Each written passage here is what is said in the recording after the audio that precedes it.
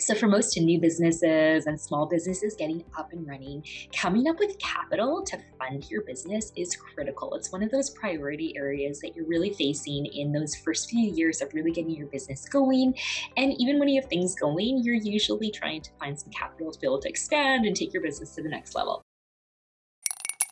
So in this video, I want to give you a very unconventional view to capital funding, and it's what we call the eat and pray strategy. And no, it is not about just eating to ignore the problem and praying it away. It's actually something we can learn from a story that took place at a monastery. So there was this junior monk that went up to one of the very highly revered senior monks and said to him, while I'm praying, can I eat at the same time? Like, would that be okay? And what do you think the senior monk said? No, how could you even ask that? When you're praying, you need to be focused and dedicated. So then there was this other junior monk that kind of watched that interaction, kind of went away, thought about it for a little while, and a week or so later, went back up to the senior monk and said, I'm wondering, while I eat, would it be okay if I pray? No, of course you can do that. That's absolutely acceptable.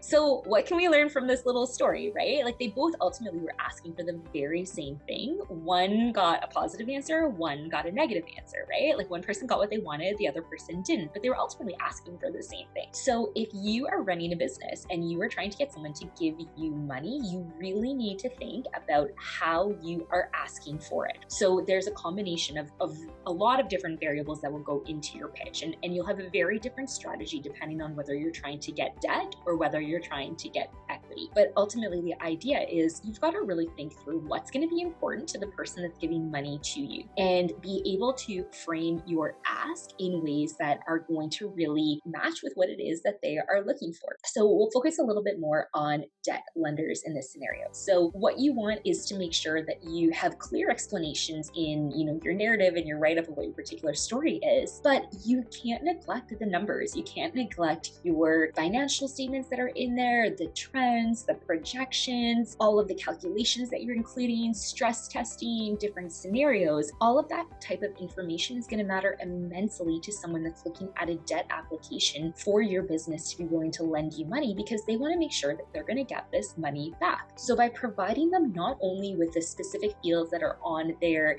they're going to ask you for a minimum set of information, and of course you're going to provide that minimum set of information, but by kind of trying to anticipate what is going to be important to them, you can provide additional data points, statistics, financial trends, financial ratios that will help them really get far more comfort over what it is that you are asking. And ultimately, by putting really strong financial and accounting support with your application, it can be the difference between getting the yes or getting the no that you are looking for. So make sure before you actually go in and submit your files, you kind of say like, hey, did I eat and pray, and did I ask in the right way? I hope that really helps for you. Please be sure to subscribe to the Finance Learning Lab YouTube channel. And if you're ever interested in joining our live programs, be sure to check us out at financelearninglab.com.